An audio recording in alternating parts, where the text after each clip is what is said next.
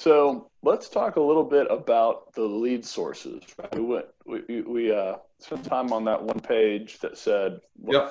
40 some odd percent social media. The second largest piece was what was that? The MLS site. Interestingly enough, whatever that exactly meant, MLS site. Do you see that there? That looks great. Okay.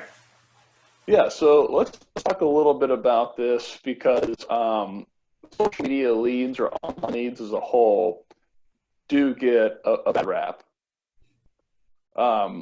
What if you are leading the recruiting conversation with, I've got too many leads, would you be interested in coming in and working them? And maybe an agent is aware of the stigma of online leads, and they say these leads are all crap. What type of conversation do you have with that person?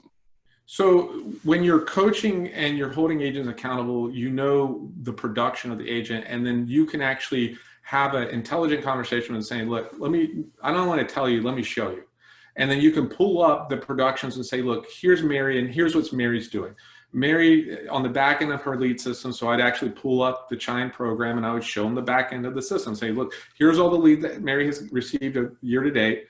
And then I would go to the production report for Mary. And then one of the things as a broker that I would be doing is I would be tracking the sources of where your deals are coming from. So that at the end of the year, you can validate with that agent that you have on your lead system. Look, out of your business, you did, let's say 24 transactions, 6 of your transactions come from the lead system.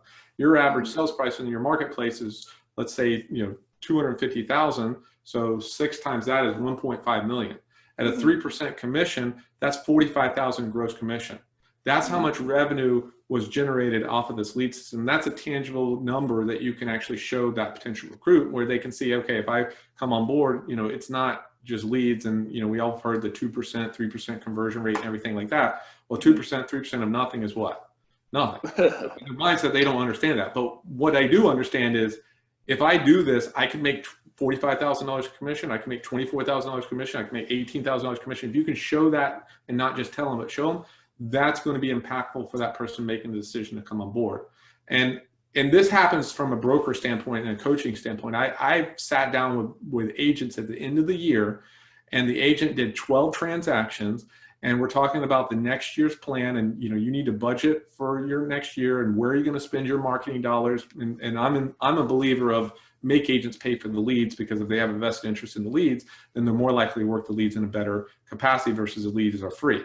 So I believe agents should pay for leads. And it happened quite a few times where the agent said to me at the end of the year, it says, hey, Stan, I want to stop paying for the leads because I want to save some money. And then I would say, no worries. Okay. You don't want to pay for the leads. So let's go through your transactions though last year. You did 12 transactions last year. Where did this deal come from? Where did this deal come from? Where did this deal come from? And they're like, well, that was a referral. That was the Sphere. That was FSBO. That was the lead system. That was the lead system. That was the lead system. And then literally their eyes go, oh, maybe I don't want to do that. And sometimes, it can happen seasonally because, they've been paying for the lead system October, November, December. They didn't close a deal that October, November, December. They forgot that they closed 3 deals in, June and July and August. And they were spending $100 a month, which is $1,200 a year. And they generated $1 million in sales on that $1,200 investment at 3% commission, 30,000 gross commission. And if you got them at a 60, 70% split, they're putting, $21,000, $20,000 in their pocket. Well, would you spend $1,200 to make 20? All day long.